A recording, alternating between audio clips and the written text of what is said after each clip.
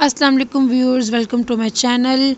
जी आज हम बात करेंगे एज़िथ्रोमाइसिन मेडिसिन के बारे में। एज़िथ्रोमाइसिन क्या है और इसको किस तरह से इस्तेमाल करना है, किस लिए इस्तेमाल किया जाता है और इसके एडवर्स इफ़ेक्ट क्या है। मिसयूज़ तो एज़िथ्रोमाइसिन का बहुत ज़्यादा हो रहा है और मेरा ये वीडियो बनाने का पर्पज़ ही ये था। कल मेरे पास एक पेशेंट आया और उसने मुझे कहा मुझे फ़्लू है, आप मुझे एज़िथ्रोमाइसिन दे दें। मैंने कहा आपको किसने कहा एज़िथ्रोमाइसिन फ़्लू के लिए है? वो मेरे दोस्त को भी था फ़्लू, तो उसने एज़िथ्रोमाइसिन ले ली, उसको भी किसी ने बताया था, वो ठीक हो गया। तो बेसिकली एज़िथ्रोमाइसिन इसीलिए वो पेशेंट ठीक हो गया था क्योंकि एज़िथ्रोमाइसिन ब्रॉड स्पेक्ट्रम एंटीबायोटिक है। ये ब्रॉड स्पेक्ट्रम का मतलब है कि ये काफ़ी वाइड रेंज ऑफ बैक्टीरियाज को ट्रीट करती है। तो कहीं ना कहीं उसको इस चीज़ से फ़र्क पड़ गया। लेकिन हमारे यहाँ पे इतनी लिटरेसी है और हमें ये भी नहीं पता कि हमने किसको कैसे यूज़ करना है। बस ले लो, उसने बताया और हमने यूज़ कर लिया। बेसिकली एज़िथ्रोमाइसिन एक एंटीबायोटिक है जो कि बैक्टीरियल इन्फेक्शंस के लिए इस्तेमाल होती है और ये बैक्टीरिया की इन्फेक्शन को रोकती है। ये चेस्ट इन्फेक्शन को ट्रीट करती है, साइनस इन्फेक्शन को ट्रीट करती है, ईएनटी हमारे जो ईयर नोज़ थ्रोट के इन्फेक्शन होते हैं उसको ट्रीट करती है, सेक्सुअली ट्रांसमिटेड डिजीज़ को ट्रीट करती है, लाइम डिजीज़ को ट्रीट करती है और any sort of skin infections को ये ट्रीट करती है। जैसे कि अब पेशेंट ने कहा कि फ़्लू के लिए दे दें, तो ये एंटीवायरल नहीं है मेडिसिन, ये एंटीबायोटिक है, एंटीबैक्टीरियल है। ये जैसे कॉमन कोल्ड हो गया, फ्लू हो गया, उसके लिए ये मेडिकेशन नहीं है।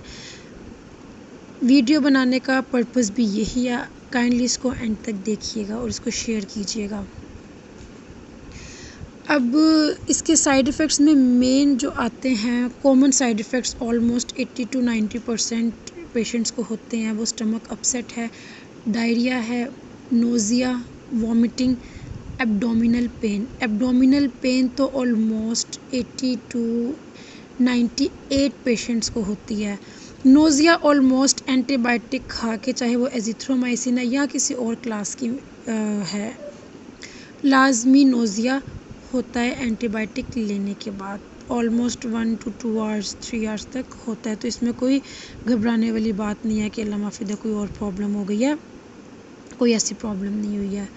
अब इसको लेना कैसा है एंटीबायोटिक को? एंटीबायोटिक को बेसिकली 1 to 5 to 7 डेज़ के लिए लिया जाता है, मिनिमम 3 डेज़ के लिए और मैक्सिमम 7 डेज़ का इसका कोर्स होता है। ठीक है, अब 3 डेज़ अगर डॉक्टर ने कहा है, आपको प्रिस्क्राइब किया, तो इसका मतलब है कि आपने उसको 3 दिन ही लेना है। हम लोग एक दिन लेते हैं, कहते हैं हम लोग ठीक हो गए, अब हमें अगली डोज़ की ज़रूरत नहीं है, तो ऐसा बिल्कुल भी नहीं है।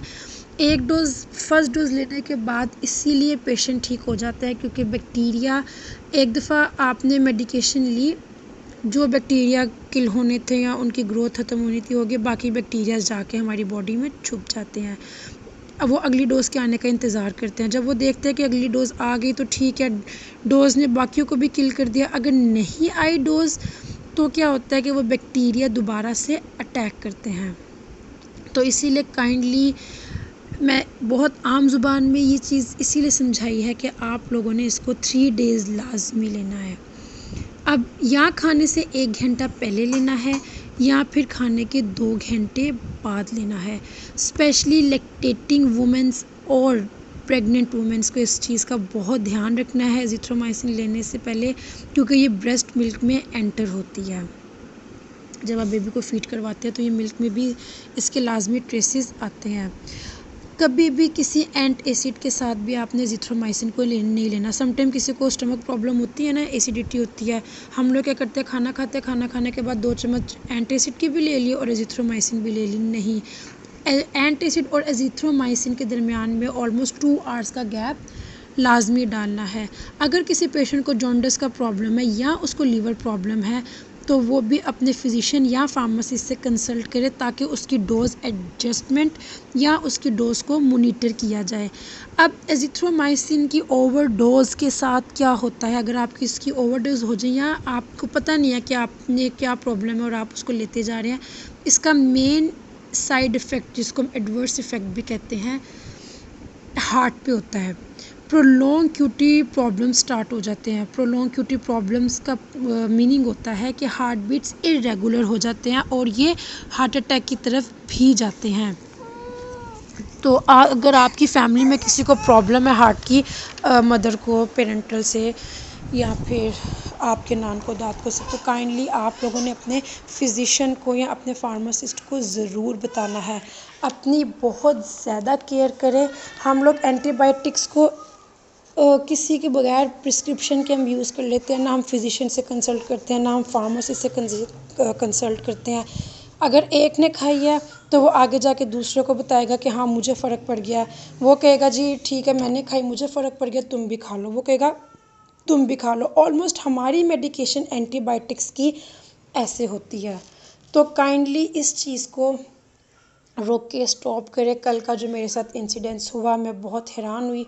वो इंसिस्ट कर रहा था मुझे पेशेंट क्या फ्लू के लिए ही मुझे दें, तो ये वायरल के लिए नहीं होती, ये एंटीबायोटिक्स है और ये बैक्टीरिया